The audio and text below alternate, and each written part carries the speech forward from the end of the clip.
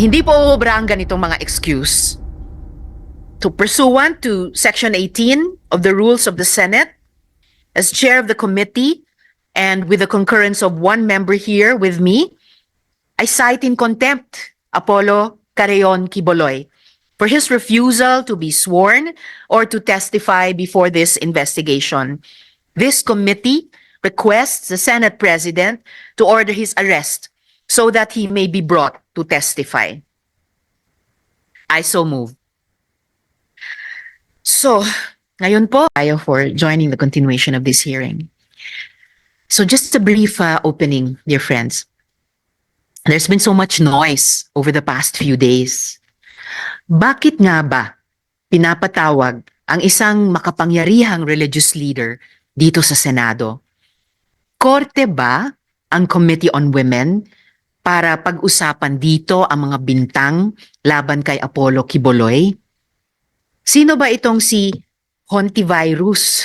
Opo, medyo madami po na naman ang tumatawag sa atin nito sa social media simula ng investigasyong ito.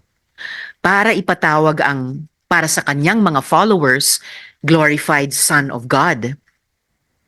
Ang sabi po ni Ginoong Quiboloy at kanyang mga tagapagsalita, nilabag natin ang karapatan niya sa due process. Sabi niya, sa proposed Senate resolution pa lang daw, pinagbintangan na daw siya ng kung ano-ano. I wish to remind the pastor and those who speak for him that written and oral reports of legislators in the course of our duties are protected speech and can be incendiary and provocative. Sabi nga ng Supreme Court sa kaso ng Osmeña versus Pendatun, quote, its purpose is to enable and encourage a representative of the public to discharge his public trust with firmness and success, for it is indispensably necessary that he should enjoy the fullest liberty of speech and that he should be protected from the resentment of everyone, however powerful, to whom the exercise of that liberty may occasion offense. Close quote. Friends, hindi po pwede na basta-basta lang magsabi ng due process si Apollo Quiboloy ay hindi na siya haharap sa Senado. That is not the ruling in Neri versus Senate Blue Ribbon Committee. That is not the ruling in Lincoln Ong versus Senate Blue Ribbon Committee. In both these cases, the individuals involved were present in at least one hearing. Humarap na sa Senado ang isang former president, ang isang sitting Senate president, ang madaming mga general. Just last Congress, humarap ang dalawang sitting executive secretary, si Ginoong Vic Rodriguez at current ES, Lucas Bersamin. Humarap na din ang religious leaders, kung naalala po natin ang Pajero bishops. Kaya wala po tayong pinag-uusapan na religious freedom dito. Like executive privilege, religious freedom cannot be invoked to evade liability. Hindi po mapapakulong ng Senado si Quiboloy para sa mga paratang sa kanya dahil hindi kami huwes. Trabaho yan ng ating legal process. Kaya nagpapasalamat po ako sa DOJ sa binalitang pagsampa ng kasong qualified trafficking at child abuse laban kay Apollo Quiboloy. Pero kapangyarihan ng Senado ang panagutin ang sino man na hindi kumikilala sa kapangyarihan ng Senate na maglunsad ng mga investigasyon. Kasama ang hindi pagdalo sa investigasyon despite a valid subpoena. It is very simple. The power of the Senate to conduct investigations in aid of legislation has long been settled by the Supreme Court. Yes, even in the recent case of Lincoln Ong versus Senate Blue Ribbon Committee, where the Supreme Court upheld the right to due process of witnesses who actually attended the hearing, The power of the Senate to investigate and to cite in contempt was actually confirmed. Pag sinabi pong in aid of legislation, ibig sabihin po ay makakatulong sa pagpapaganda ng mga batas natin sa Pilipinas. Ibig sabihin po, may pinapakitang kakulangan sa mga batas natin na kailangan ng tugon ng lehislatura. Apat na po agad ang lumabas na punto sa ating hearing tungkol sa possible policy and legislative aspect ng hearing na ito. Una, ang posibleng kakulangan ng ating rape law para sa legal treatment ng konsepto ng consent. Is it meaningful consent pag pumayag ang isang di umanong victim dahil sa paniniwalang sakripisyo niya ito sa anak ng Diyos? Pangalawa, sa ating labor laws. Paano tignan ng ating labor code ang labor activities na di umano ay voluntary pero may parusa pag hindi sumunod?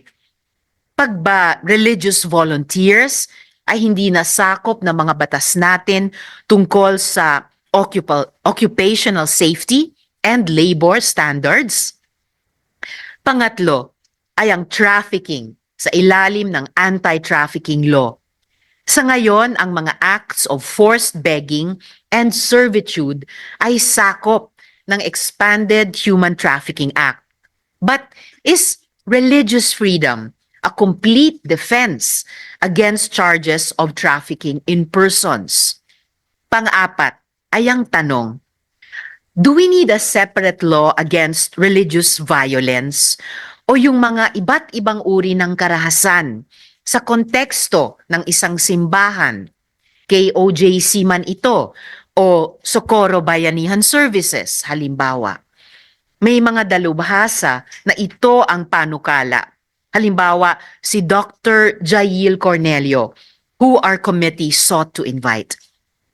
Pero habang sinisiyasat ng komite ang mga tanong na ito, sa ilalim ng kanyang lehitimong mandato, patuloy ang paulit-ulit na ilehitimong pagkilos ng isang panig.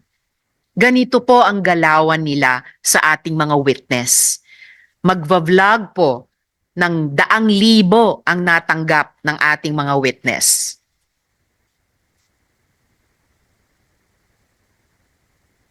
Sources ninyo na lifetime ang support sa inyo, tama ba? Lifetime daw ang suporta sa inyo. Kaya kumagat kayo sa bait na mag-testify. Meron ng isa dito nagsabi. Pero sila po pala. Inoferan daw siya ng 40,000 kada lie against pastor. Buti na lang yung kapatid natin yun na hindi naman kumagat. Pero, yung mga nag-witness dyan sa Senate, kinagat nyo yan, di ba? May iba sa inyo, 50,000. May narinig pa kami galing sa aming mga puputlang ahas na may nabayaran daw na 500,000 sa inyo.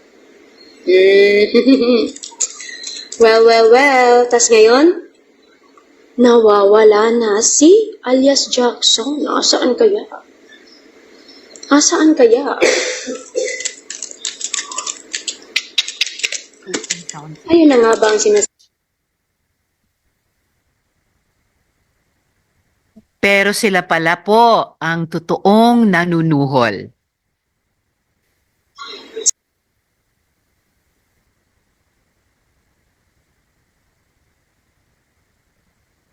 So nakasulat po dyan, mag-recant ka na lang, pasayloan na lang si pastor og ang ministry. Tagaan ka ni pastor og kwarta pila imo gusto, kondo og travel abroad. Bawi a imo gin panulti sa Senate para pakaulawan anang Hontiveros na. And by the way, safe and sound po at hindi nawawala si alias Jackson. So, suhol, pananakot, at pangharas po ang minemerienda ng ating mga matatapang na witness sa pang-araw-araw. Sa totoo lang po, pwedeng-pwede naman po silang bumaliktad dahil di ko naman matapatan ang inaalok sa kanila para mag-recant. Pero naninindigan sila. Ngayon po, na hearing, dalawa pong matatapang na witness ang haharap ngayon sa inyo. Pero bago po yan, baka ang aking mga colleague ay may opening statement? Wala po. Then may I ask the committee secretary to recognize the resource persons and administer the oath sa mga hindi pa po nakapanumpa. Good morning, everyone. The committee would like to acknowledge the presence of the following resource person. From the Department of Justice, we have State Counsel Carla Isabella Netura Kalugay. Then from the Department of Social Welfare and Development, we have Attorney Megan Therese Manahan. From the Department of Labor and Employment, we have Attorney Riamil Santiago, Attorney Jem Galot. Then from the Department of Foreign Affairs, we have Mr. Archimedes Villar, Miss Maylene Acosta, Miss Bernadette Mendoza. Then from Bureau of Immigration, we have Attorney Romaine Pascual. From the National Telecommunication Commission, we have Attorney Regina Aniel Cruz Velasco. Then we have Attorney Kathleen Jalo Egipto. From the Council for the Welfare of Children, we have Yusek Angelo Tapales. Then from the Commission on Human Rights, we have Mr. Ronnie Rosero. From the Securities and Exchange, set aside, recall the subpoena issued to Pastor Apollo Quiboloy. It was given to me by the representative, Attorney Balayan. Thank you, Comsec. So, friends, nagpadala nga po sa aking tanggapan ng sulat galing sa abogado ni Mr. Quiboloy stating, and I quote a short portion, compelling Pastor Quiboloy to appear before a committee that already pronounced him guilty would be violative of his constitutional right against self-incrimination and to be presumed innocent unless proven guilty, close quote. If we allow witnesses of the Senate to simply claim that appearing before a committee would violate his or her constitutional right to be presumed innocent and his or her right against self-incrimination, wala na pong kapangyarihan ang ating Senado maglunsad ng mga investigasyon. Madaling-madali na lang umiwas sa mga hearing ng Blue Ribbon, sa mga tiwaling opisyal, sa mga investigasyon ng Public Order Committee, sa mga sangkot sa mga krimen. Hindi po uubra ang ganitong mga excuse. So pursuant to Section 18 of the Rules of the Senate, as chair of the committee and with the concurrence of one member here with me, I cite in contempt Apollo Carreon Quiboloy for his refusal to be sworn or to testify before this investigation. This committee requests the Senate President to order his arrest so that he may be brought to testify. I so move. So, ngayon po, ay pakinggan na po natin ang dalawa nating mga witnesses. Sila po ay magte-testify virtually, hindi po sila magtatakip ng mukha. I wish to also put on record that both our witnesses have presented themselves before the Philippine embassies in their respective countries of residence. We are playing videos only to ensure that possible unstable internet connection would not disrupt our appreciation of the testimony. However, they are here online to authenticate the videos. Unahin po natin si Ms. Reynita Fernandez. Kanya pong tunay na pangalan. Siya po ay nasa Singapore ngayon at ilalahad po niya ang naging karanasan niya sa kingdom at ang mga naranasan niyang paghihirap bilang tagapagsunod ni Quiboloy. So, ito na po yung video nila. Paano po kayo napunta sa Singapore? I have a job and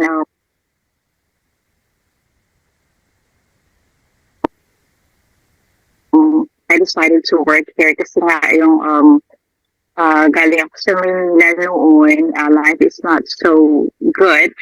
So, right after, nalalaman nila nandito ako, they never stopped fellowshipping me para bumalik sa kanila. And then, Right after na nag-decision ako because I thought my brother kasi and sisters is still full-time workers sa loob. He kept on telling me na yung buhay mo is magiging ano, kasi nga, nasa labas ka, you turn your back, you know, you turn your commitment, ganon, ganon. So, parang na-convince na nila ako na bumalik. So, 2016, bumalik ako. Right after na nag-decision ako na bumalik ako, they asked me to pay first like 500 Singapore dollars, you know, and then so 500 Singapore dollars, it was like, you know, you're like 1 month salary when you count that time. Decided na talagang okay, I commit again to be involved in the ministry. They again asked me like 2,000 Singapore dollars, and so I did it, and on top of that, ginawa din nila akong leader for some kind of like work. Ano trabaho niyo dyan? What do you do, ma'am? Domestic worker. I have to give them like my earning of 200 Singapore dollars. On top of that, apart from giving your 10%, 10% of your income plus the offering. And when you become really committed, when they say that you are very committed in giving, they will make it like, they turn it around. Like your tithe is going to be 90%, not just 10%. Because they said tithe is the seeds, and then the offering is the land that you have to sow. So the more tithes you will give, the more blessings you will get. So because of that, I lost my house because di na ako makagbayad na akong bahay ng mortgage and everything. And I owe a lot because has never been stopped of the giving. Yung bahay niyo po na nawala, sa Pilipinas po yun? Kasi hindi ko na mabayad ang mortgage ko. They're too much. But actually, I know everything that dito sa Singapore, that they're running illegally here dito sa Singapore. Can you tell us a bit more about that? Yung sinasabi niyong illegal businesses sa Singapore? So dito sa Singapore, you can only work based on your visa, based on your IC. You're not supposed to be working beyond that. Otherwise, it's illegal. So, I found out that nagpadala siya dito ng mga full-time workers. But then, it's not in a legal way. But to make it legal, ang ginagawa nila is nagbabayad sila ng tao na kada rito sa Singapore to stand for them as an employer. So, in that way, every worker, they can go house to house every day, like from morning until night, so that mas maraming pera yung maliligo nila. So, it's illegal kasi Saan nila nakahanap yung fake na employer? Saan po nila yan nakukuha? Yung mga dummy employer. actually they're very good at that. There are some people that who allow that, right? It's because of money. So they're just allowed to take the money and to stand for like an employer. For example, they used to work like three places in a day. They can earn money like for one person that's like more than $200 in a day. And how many workers does he have? Many, every single day. And on top of that, they're living in one apartment here. We also use the name of one of the old homes here. Kasi pag nalaman ng mga tao na, oh, you're doing this for the old people. So they will give more money. But which in fact, actually, we only remit a tiny bit and everything. But the rest of the money will go to the city to Quiboloy. And I know that because he also used me one time, because in Singapore, no one is allowed to send bulk of money in one single day. But one day they also asked me to send like, more than 100,000. 100,000 na pesos or Singapore dollar? Ng pesos. Kasi nakalagay sa mo is 2,000 is like questionable ka pag-send ka na out of the country, ganyan. So, ganyan yung ginagawa nila illegal nito. They're joining a lot of our society just to make it like, for them to be legal to operate. Kasi, nare-raid sila dito eh. They can still make a way. Kasi lumilipat na sila ng ibang ng ibang tirahan.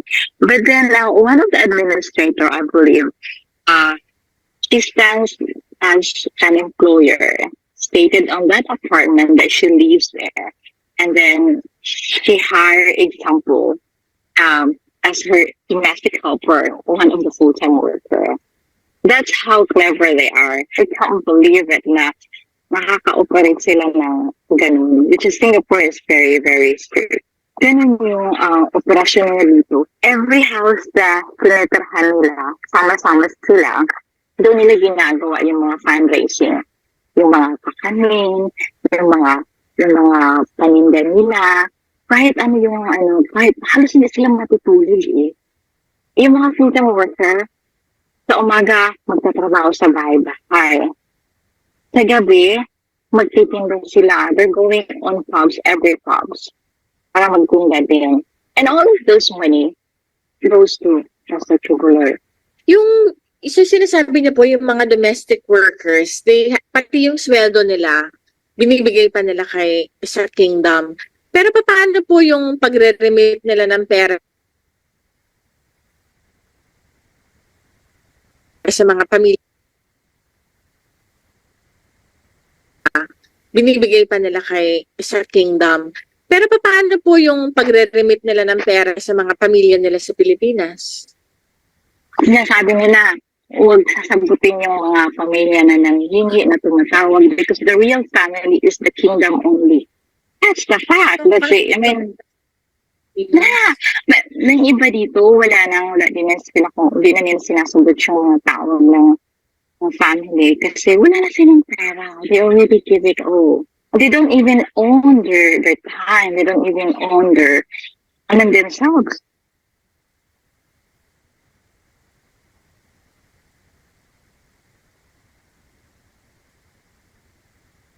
Salamat, Renita.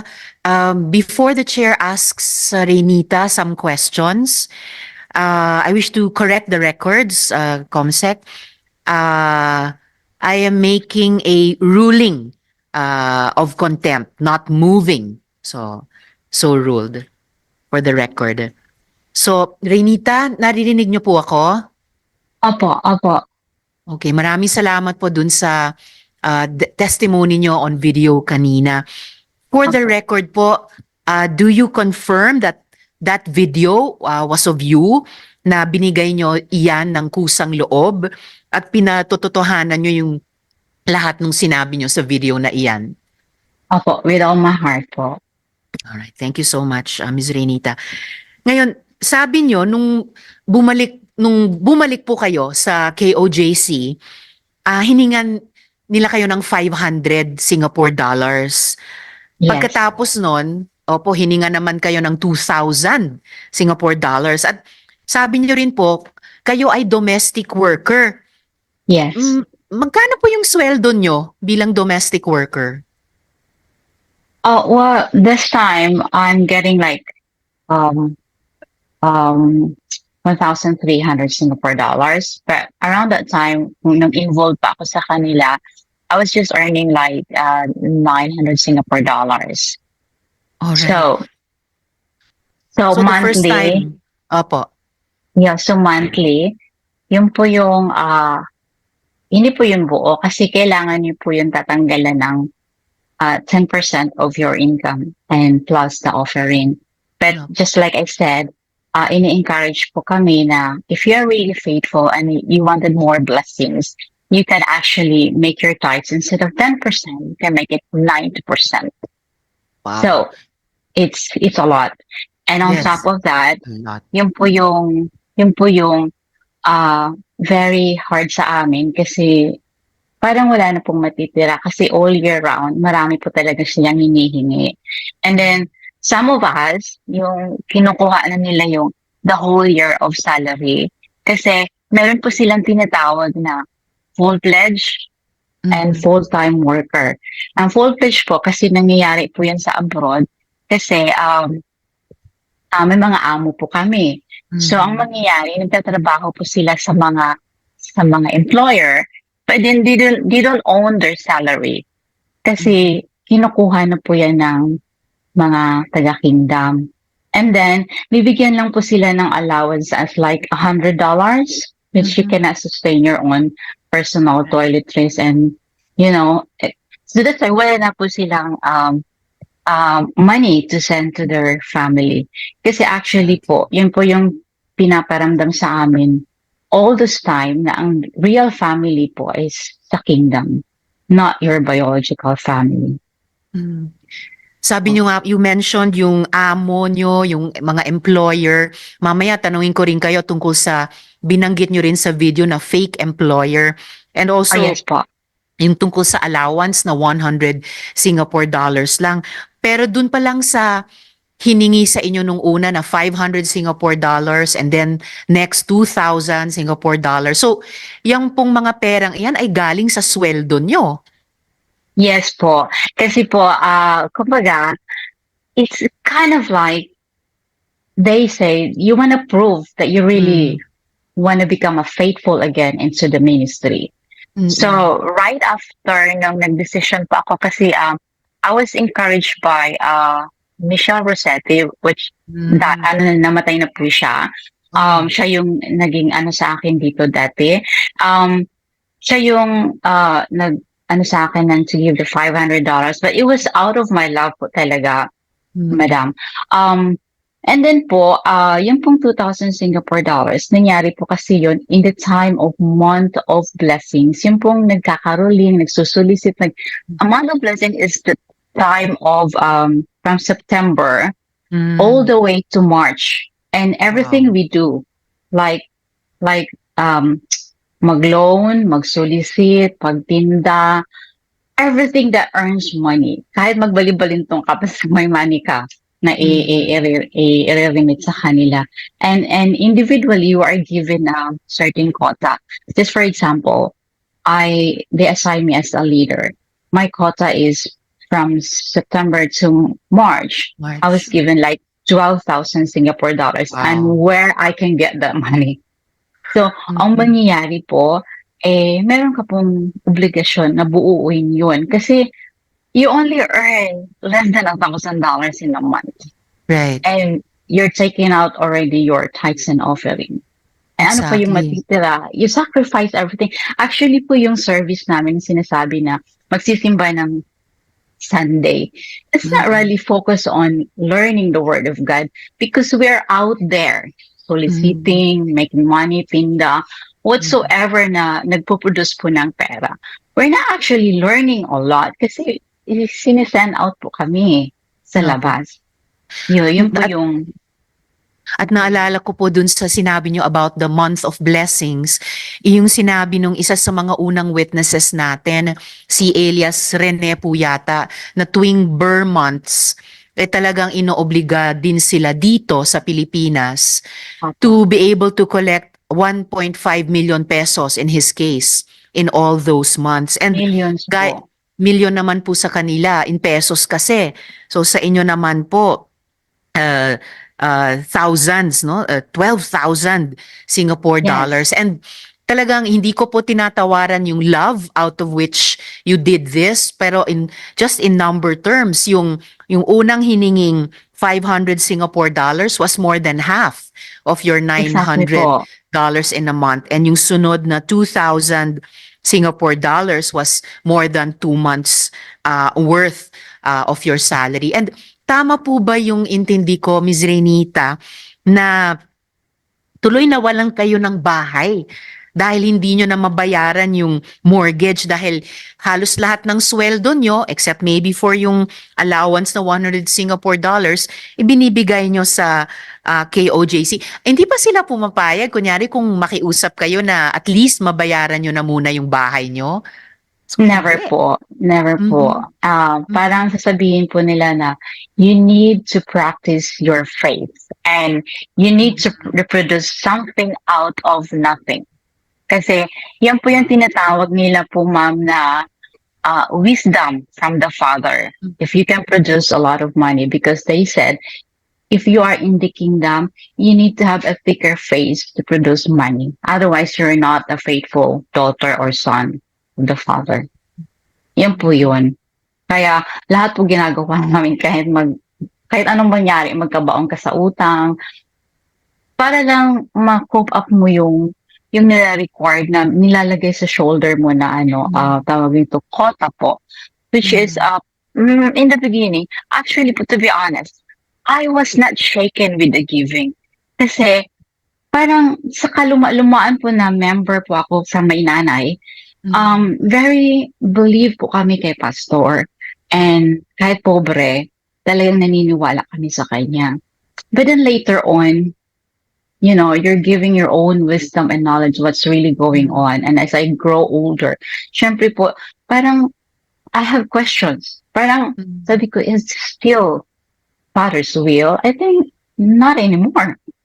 So parang ganun po yung nangyayari na when you have started a question in your mind na parang hindi na tama yung ginagawa nila. Because when I was asking for like back off of my giving kasi I had some kind of like medical, I have to pay attention. Hindi ko sila pumapayag. So kasi sasabihin po nila na you have to have your faith and you find a way.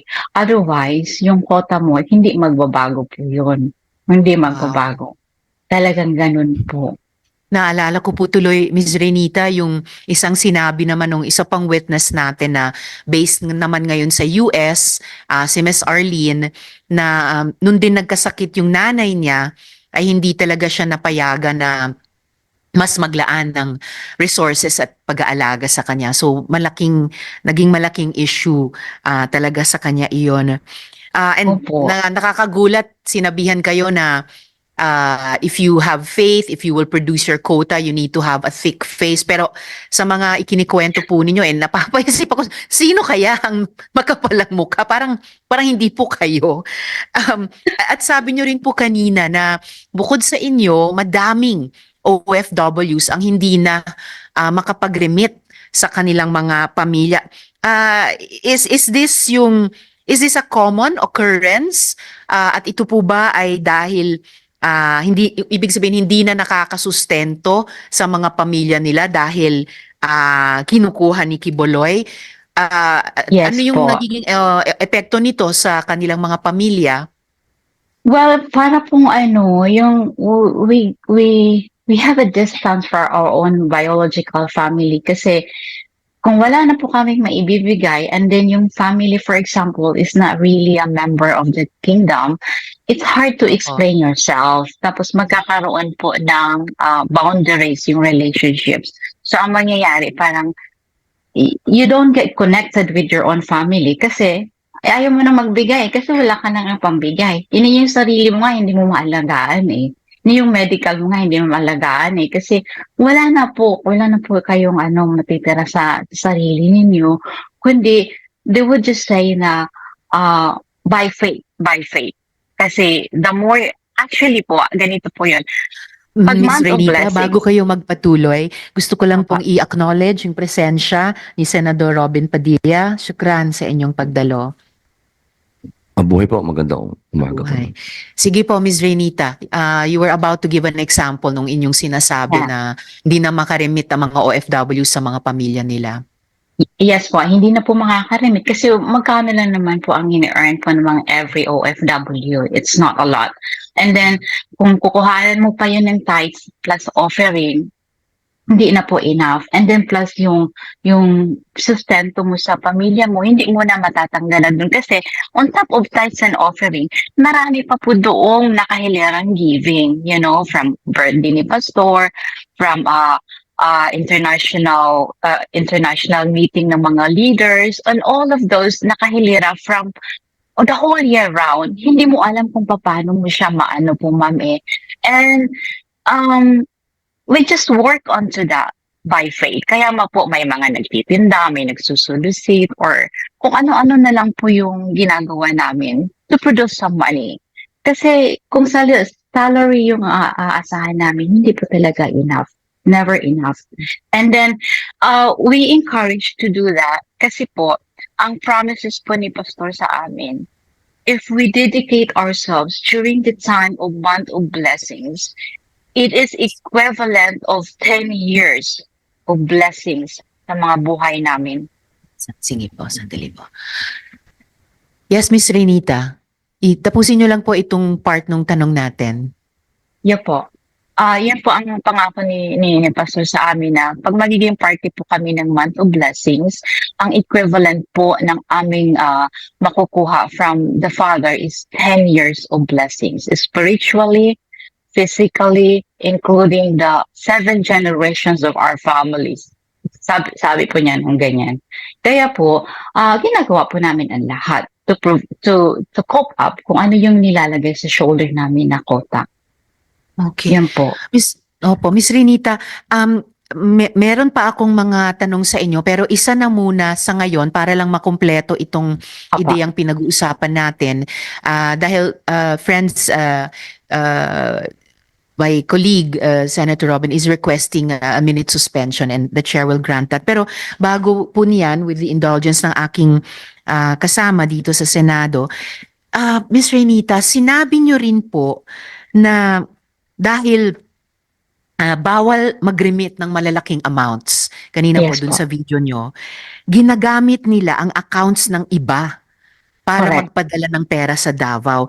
Sinong nagturo nito? Dahil kasi po posibleng money laundering ito, ladies and gentlemen, kung sakali KOJC may be held liable for money laundering. So sinong nagturo ng ganyang modus, Miss Renita? Well, I'm not really sure kung kanino po nanggaling, but ito po yung nagiging practice, ma'am, na kung sino po yung parang trusted na nila na person na matagal na members or like worker spirit na po, yun po yung lalapitan po nila na makikisuyo na mag-send ng money through the remittance. Kasi ang pagkakaalam ko po dito, it's limit to 2,000 Singapore dollars per person in a day. Yun po yung pagkakaalam ko. But then, there's way much more money na sinisend. Not every day, but whenever they have money to send. So, yun po yung nangyayari po. Ginagamit po nila kami. And, yeah, pwede ko rin po pong idagdag po yung there's one time during the COVID po na ginagamit po nila yung mga work permit ng mga members dito to loan money in certain loan companies para po doon sa aming mga goals, and ganun po lahat po yun napupunta sa ganun kasi it's like I said, it's never ending giving. Salamat, Miss Renita. Hindi pa po tayo tapos. May mga tanong pa po ang chair sa inyo at baka yung mga kasama ko dito sa komite. Pero ngayon pa lang, dun sa mga sagot nyo sa most recent na tanong ko, tingin ko sa susunod na pagdinig ng komite ay maimbita din namin yung Anti-Money Laundering Council. Dahil kung may fraud involved dito sa paggamit ng mga accounts and for possible money laundering. Pero wag po kayong aalis, Miss Renita, ha? Meron pa pong mga tanong para sa inyo. Pero sa ngayon, salamat. Sa ngayon pa lang salamat. I'll get back to you po. So, on the